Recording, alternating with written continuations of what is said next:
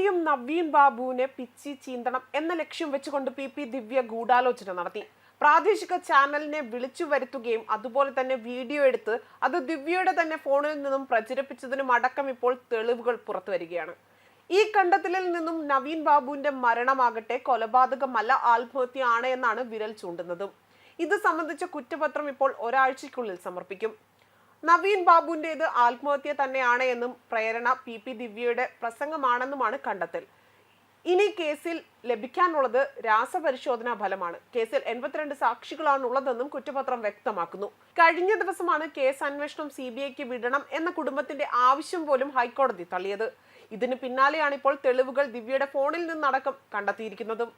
അതേസമയം ADM നവീൻ ബാബുവിന്റെ മരണത്തിൽ CBI അന്വേഷണം ആവശ്യപ്പെട്ടുള്ള ഹർജി ഹൈക്കോടതി തള്ളിയിരുന്നു. നവീൻ ബാബുവിന്റെ കുടുംബം നൽകിയ ഹർജിയാണ് തള്ളിയത്. നേരത്തെ സിംഗിൾ ബെഞ്ചും ഹർജി തള്ളിയിരുന്നു. മരണത്തിൽ ദുരൂഹതയുണ്ടെന്നും CBI അന്വേഷണം വേണമെന്നുമായിരുന്നു ഭാര്യ മഞ്ജുഷയുടെ ആവശ്യം. CPM നേതാവും മുൻ ജില്ലാ പഞ്ചായത്ത് പ്രസിഡന്റുമായ PP ദിവ്യ പ്രതിയായ കേസിൽ പോലീസ് അന്വേഷണം കാര്യക്ഷമമല്ല എന്നായിരുന്നു മഞ്ജുഷയുടെ ഹർജിയിലെ ആക്ഷേപം. നവീൻ ബാബുവിനെ കൊന്നു കെട്ടിത്തൂക്കിയതാണെന്നായിരുന്നു അതിൽ സംശയമുണ്ടെന്നും കുടുംബം നിലപാടെടുത്തിരുന്നു. എന്നാൽ അന്വേഷണം നേരായ വഴിക്കാണ് എന്നും ആത്മഹത്യ അല്ല എന്നാണ് അതുപോലെ പോസ്റ്റ്മോർട്ടം റിപ്പോർട്ടിൽ പറയുന്നതെന്നായിരുന്നു സർക്കാർ എടുത്ത നിലപാട്. കോടതി നിർദ്ദേശിച്ചാൽ അന്വേഷണം ഏറ്റെടുക്കാമെന്ന് CBIയും കോടതിയെ അറിയിച്ചിരുന്നു. അഭിപ്രായം പറയാനുള്ള ആർജവും അടിയറവ് വെക്കരുതെന്നും പോരാട്ടം തുടരുമെന്നായിരുന്നു കോടതി ഹർജി തള്ളിയതോടെ തന്നെ ദിവ്യ പ്രതികരിച്ചതും. അതേസമയം ചിത്രകാരനായ പൊന്നിയൻ ചന്ദ്രന്റെ വരികളും വരയുമാണ് PP ദിവ്യ ഫേസ്ബുക്കിൽ പങ്കുവച്ചതും.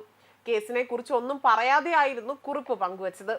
അതേസമയം കഴിഞ്ഞ ഏതാനും മാസങ്ങൾക്ക് മുൻപാണ് ADM നവീൻ ബാബുവിന്റെ മരണത്തിൽ CBI അന്വേഷണം ആവശ്യപ്പെട്ട് കുടുംബം ഹൈക്കോടതിയെ സമീപിച്ചതും. ഈ സമയത്ത് തന്നെ അടിവസ്ത്രത്തിൽ രക്തക്കറ ഉണ്ടായിരുന്നെന്ന ഇൻക്വസ്റ്റ് റിപ്പോർട്ട് പുറത്തുവരികയും ചെയ്തിരുന്നു.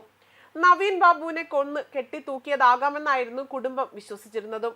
ഇൻക്വസ്റ്റ് റിപ്പോർട്ട് കോടതിയിൽ ഹാജരാക്കുമെന്നും ബന്ധുക്കൾ വ്യക്തമാക്കിയിരുന്നു. ഒക്ടോബർ 15 രാവിലെ കണ്ണൂർ ടൗൺ പോലീസ് തയ്യാറാക്കിയ റിപ്പോർട്ടിലാണ് സംഭവത്തിൽ വഴിത്തിരിവാകുന്ന പരാമർശം വന്നതും. എന്നാൽ FIRലും ഹൈക്കോടതിയിൽ ഹാജരാക്കിയ പോസ്റ്റ്മോർട്ടം റിപ്പോർട്ടിലും ഇക്കാര്യങ്ങളൊന്നും തന്നെ സൂചിപ്പിച്ചിട്ടില്ല. ചാര നിറത്തിലുള്ള അടിവസ്ത്രമായിരുന്നു നവീൻ ബാബു ധരിച്ചിരുന്നത്.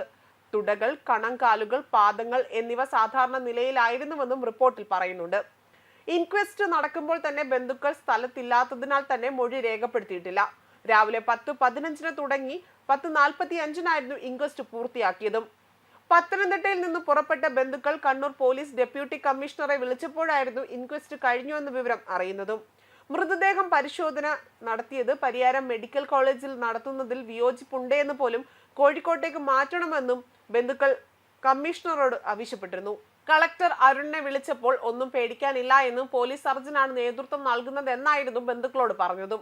അതേസമയം രക്തസാന്നിധ്യം FIRലോ പോസ്റ്റ്മോർട്ടം റിപ്പോർട്ടിലോ പരാമർശിക്കാത്തതിൽ ദുരൂഹതയുണ്ട് എന്ന് നവീൻ ബാബുവിന്റെ ബന്ധുക്കൾ പറഞ്ഞിരുന്നു.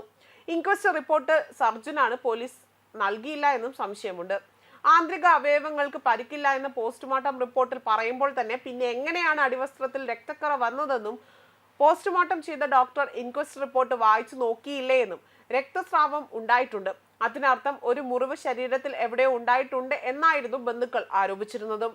ന്യൂസ് ഡെസ്ക് കർമ്മ ന്യൂസ്.